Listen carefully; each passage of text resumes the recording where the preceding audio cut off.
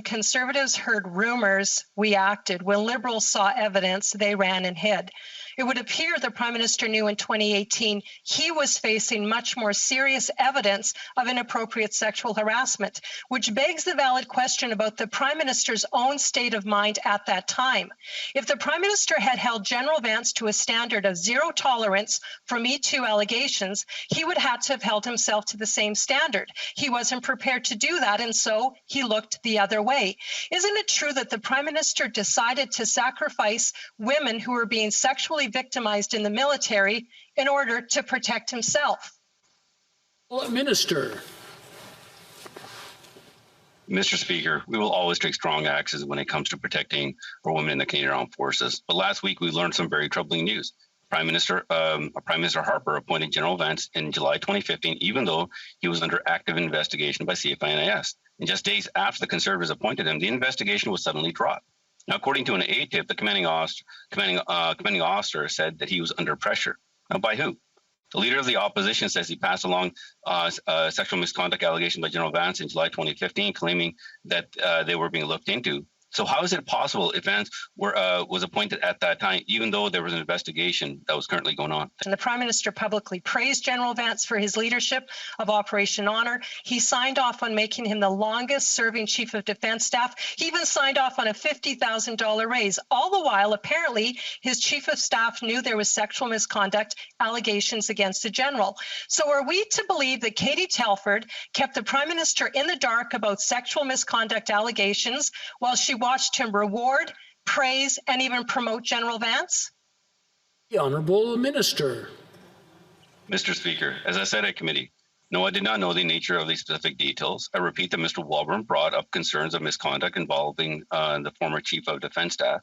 He did not give me any details. But you know who had the details, Mr. Speaker? The leader of the official opposition knew rumors in 2015 regarding General Vance that he felt were very serious enough for the Prime Minister's Chief of Staff to know about.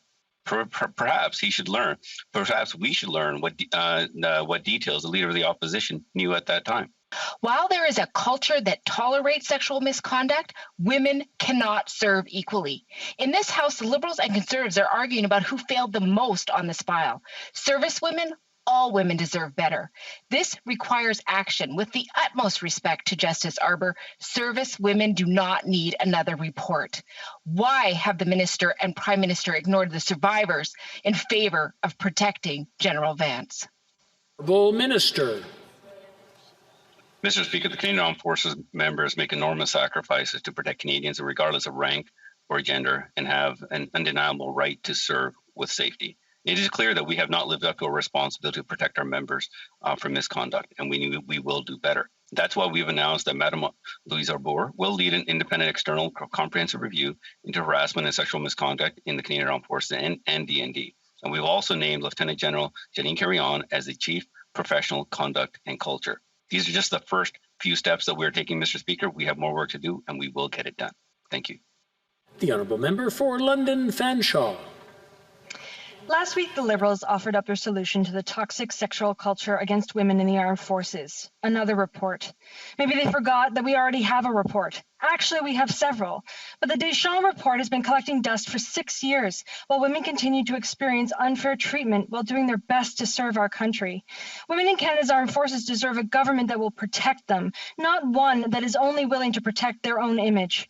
Will the Prime Minister commit to finally implementing the recommendations in the Deschamps report like they promised years ago? The Honourable Minister.